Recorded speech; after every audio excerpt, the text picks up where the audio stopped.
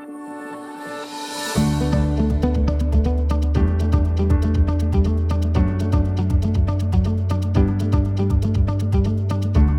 and welcome to the Autism News Network. I am joined today by a very special guest, Dr. Jessica Hellings. Welcome, Dr. Hellings. Thank you very much, Dr. Gwynette. We're here in Seattle, Washington at the 2024 ACAP meeting, which is the American Academy of Child and Adolescent Psychiatry, where you're going to be recognized as the Tarjan Award winner. So congratulations. Thank you very much for that. Great honor. What does getting recognized with the 2024 Tarjan Award mean to you?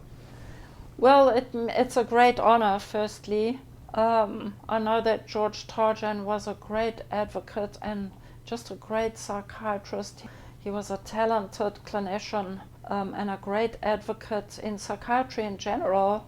And so I'm very flattered. I am, in common with him, very fired up about improving things for people with developmental disabilities. And I think that it is up to teams to do it. Had the pleasure and privilege of working with people with developmental disabilities for many decades. You are advocating for their health, their overall health. That is true. Yeah. I'm really keen on treating the whole patient and improving their medical health and quality of life, not only their behavior. Yeah. Well, I should emphasize that it's not how many awards you win, but it's how many people you mentor and how much change you make on the ground for people with developmental disabilities. Although it is obviously a great privilege. So you'll be giving a lecture later this week, right? Yes, I will. And this video may come out after your lecture, but is there anybody that you want to give a shout out to? Any family members or grandchildren? Oh yes, I would of course like to thank my family, my children and grandchildren, all my mentors, my AA CAP and other mentors through the years. I would also like especially to thank my patients for going on the journey with me and making my career such a pleasure. Well, thank you, Dr. Hellings. Apart from that, I would like also to state that it's really my team members who deserve the award as much as I do. So thank you, Dr. Gwynette. Absolutely, very gracious of you, Dr. Hellings. I wanted to go back, and if you could take us through maybe the very beginning of how you decided you want to go to medical school and how you got interested in psychiatry.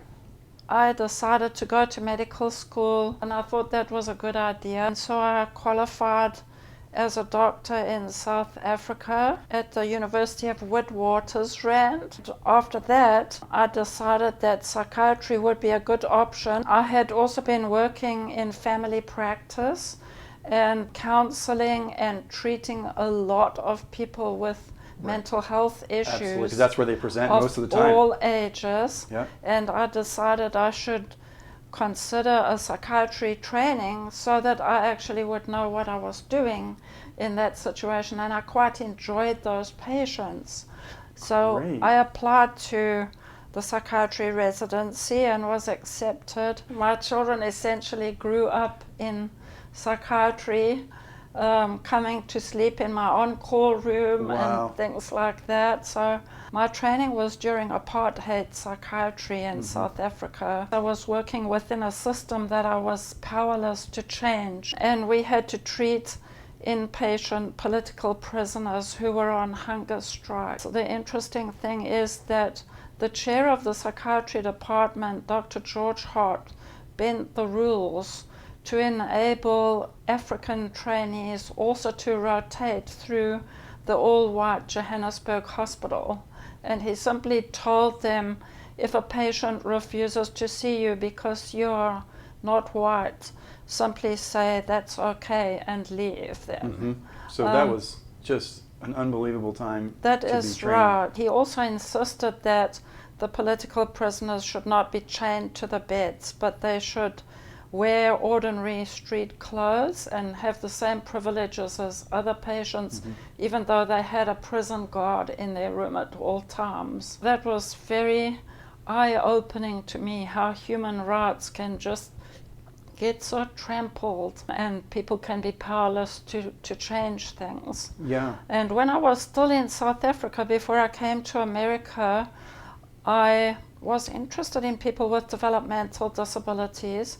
There was a competition in our training an essay competition. I remember it was on people with Fragile X syndrome, and I wrote an essay on it, and I went to see patients with that, and I think that really sparked my interest in this population, along with my mother, who was very aware of equal rights for people with developmental disabilities. My father was Dutch. He was a prisoner in World War II. He was first a commander and then captured, and he was in a concentration camp for several years. I think from my father I learned patience and perseverance, and from my mother I learned to be aware of people who were less well off than we were, Right. who had disabilities. The Dutch royal family calendar, which we had every year when I was growing up, the royal family had a daughter who was legally blind. She had congenital rubella, but they didn't hide her away. They included her in each month's family photo of whatever they were doing, and she would point out to me that that was the right way to do things. Right, not to hide the child, but Right. to celebrate her. And then I also had several patients in South Africa that I was treating whose families would bring them to America every summer here to do different developmental disabilities camps and workshops, and I got to see the tremendous progress that they made. So they'd come back to South Africa. They would, and they notice the would difference. sit and look at a magazine in the waiting room like Yeah. other patients, rather than be agitated. So that sparked my interest, and when I got to America,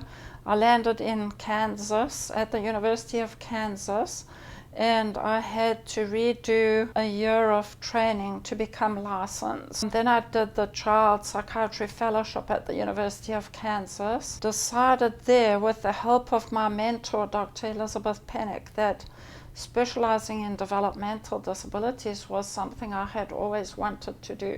That's fantastic. So we worked on it from there and built up a clinic. I found out that I really enjoyed working with this population. That is awesome. And I'm sure patients come from very far away to see you since you're a specialized physician. They do, yes. I think it's still a very underserved area, and I'm very motivated to try and improve the lives of people with developmental disabilities. Absolutely. And how did you make the decision to come to the States? Well, what happened in South Africa was that everybody was expecting a civil war because Russia was getting involved. So everybody, especially doctors, were looking to immigrate to whichever country would take them. Yeah. So I ended up in Kansas City. I haven't regretted it. I was always interested in the United States. Yeah. So I certainly have enjoyed it. And we're happy that you ended up having your career here, because you benefited so many patients. And then, one more piece about the equal rights. I've noticed like more and more groups are getting empowered, especially in the last 5 years, it's accelerated. Do you feel like individuals with developmental disabilities have been empowered at the same rate as other groups? That is a very good question, and the sad answer is no. I think that people with developmental disabilities don't have the voice that other groups have had in the last 5 years. And especially people who are minimally verbal have no voice. Right. I think that we need to do all we can as soon as possible to empower them and recognize their human rights. Absolutely. And you really have taken up that cause, not only by providing care, but for being a huge proponent of education and working in communities. We thank you so much for taking the time to join us, and congratulations. Thank you so much. And thank you for watching. This has been the Autism News Network with Dr. Jessica Hellings, live from Seattle. Have a great rest of the day. Thank you.